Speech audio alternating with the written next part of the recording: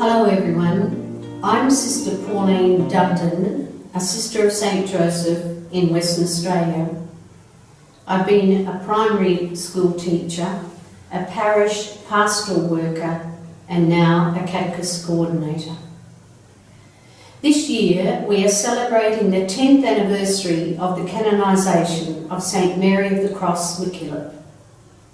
Mary has been acknowledged in many ways and given many titles.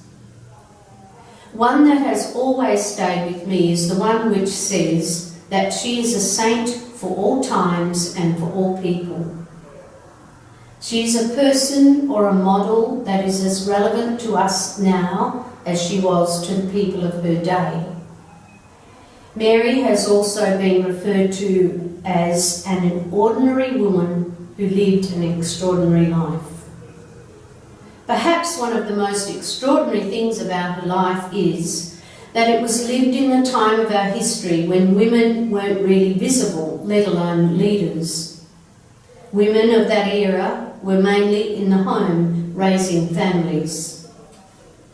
Mary did a great deal for her own family out of necessity, because of her own father's inadequacy at being a responsible breadwinner. She was only 14 when she went to be a governess for her uncle's children in Penola. That in itself was a huge thing for a young girl, to be away from her family. Not only that, but she had to homeschool these children. The money Mary made was given over to feed and clothe her own siblings. Mary also knew how to enjoy life. She loved to ride horses, which most of the time was the only mode of transport, and she also loved to attend dances in the local community. She loved animals. In her latter years, she had a little dog called Bobs, whom she loved dearly. Mary loved the beauty of the Australian bush and all that was part of the landscape. It was in this landscape that she listened to her heart and desire to respond to what God was asking of her. Mary's sensitive spirit was tuned in to all that was beautiful, especially the children and the families to whom she was destined to bring hope. One of her most well-known sayings is, "Never see a need without trying to do something about it." At a very early age, she saw the plight of many families who were very poor and could not afford to send their children to school. Most of these children were in the country, and while their fathers often had to work away from home, the children were frequently left to roam the streets or were needed to help around the homes. School just wasn't an option. Mary started teaching children in a disused stable. Her brother John had managed to patch it up to make it safe enough to work in. Mary didn't care what the place was used for before or how it looked. All that mattered was that she had children she cared about and wanted them to know that through her, God cared for them too. Throughout her life, Mary worked tirelessly for others, trying to make their lives better. She not only taught children, but helped find places for women who were prostitutes, women who were victims of domestic violence, and anyone who needed a place to belong. As I said earlier about Mary being relevant for people today, I was thinking of the plight we find ourselves in at the moment, dealing with the pandemic. I asked myself what Mary Mackillop might have done for people today.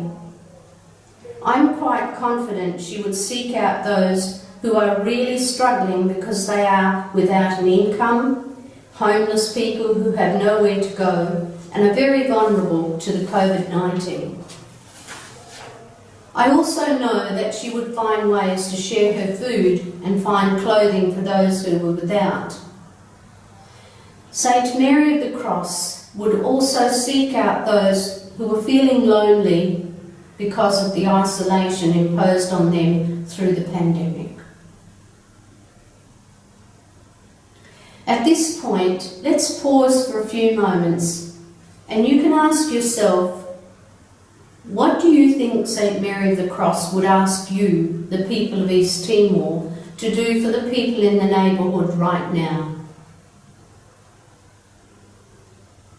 What practical things could you as a family, or as a teacher, or a health worker, do for people around you who are less fortunate than yourselves? Take some time now to talk about what is possible for you to do in your communities and in the teams with whom you work.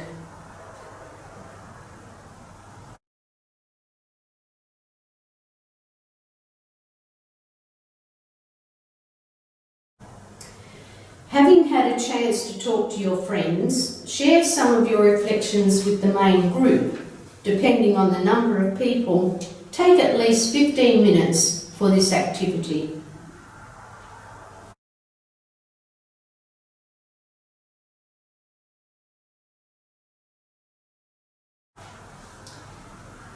There are many examples in Mary's life when she set aside her own needs in order to serve the needs of others, the needs of the sick, the dying, the disadvantaged. Of her many wonderful qualities, her compassion stands out.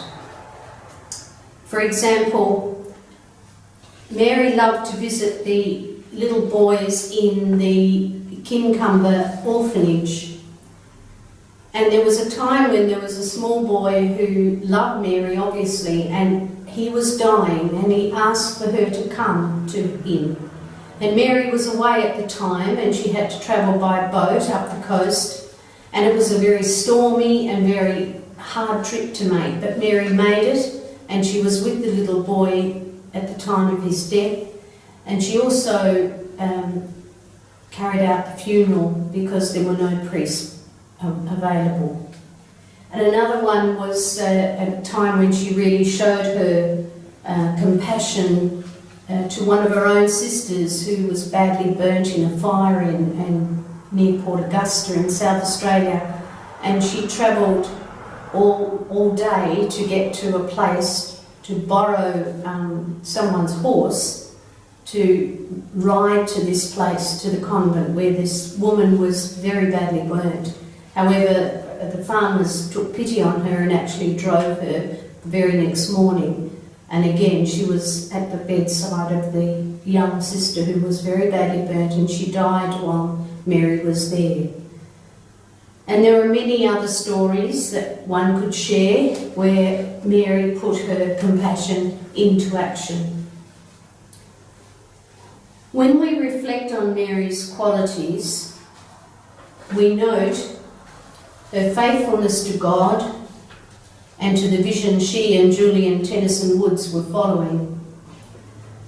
Her generosity in giving of herself for the good of others, going without food herself so that someone else could eat.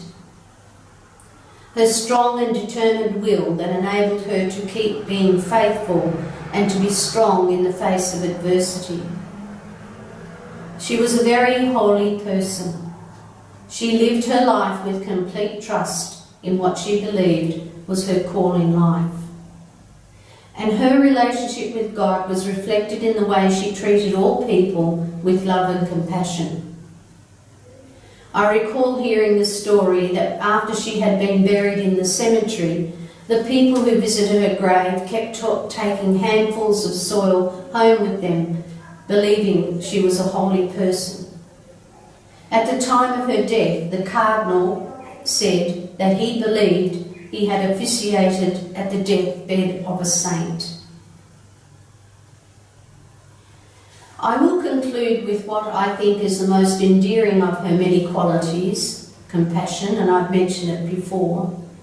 This compassion was evident in all her interactions with people, even those who hurt her the most in life. Her capacity to forgive was phenomenal.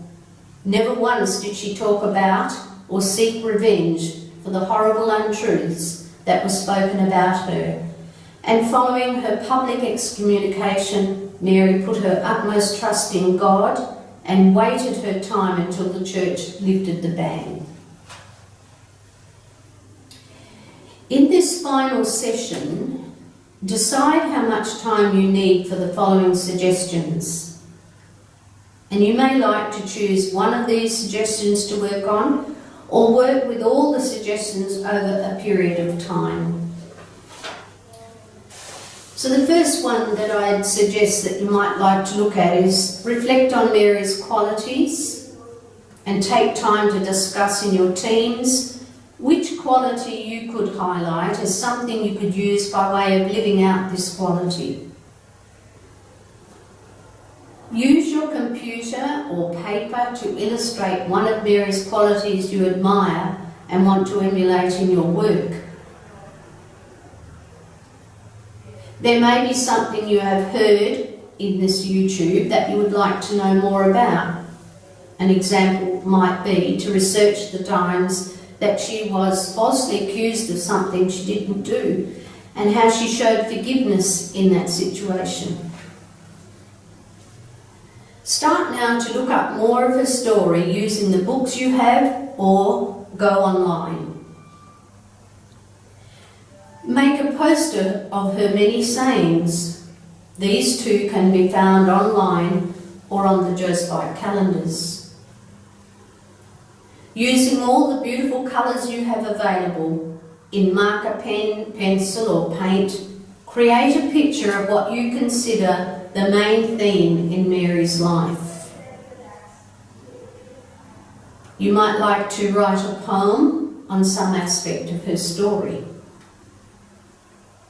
And then you may construct a prayer that you can pray together in your teams.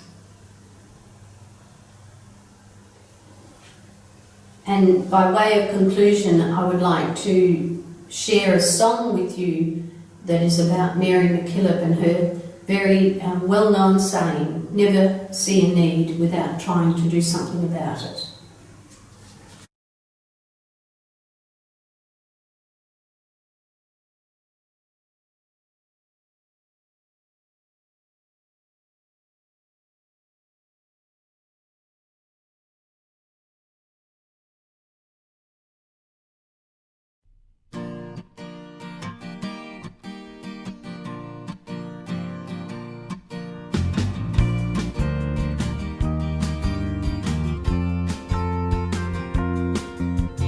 Never see a need without doing something about it.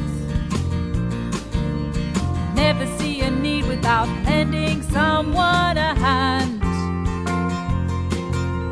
Always take the time to help someone else. Never take for granted what you have yourself.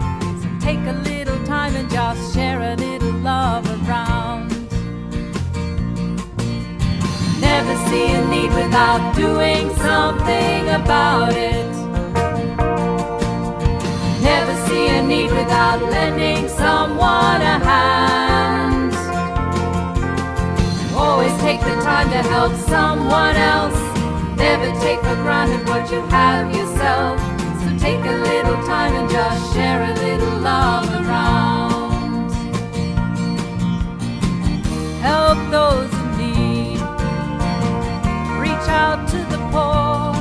Make your attitude of justice be your cause. Never see a need without doing something about it. Never see a need without lending someone a hand. Always take the time to help someone else. Never take for granted what you have yourself. So take a little time and just share a little love around. Take a little time and just share a little love around.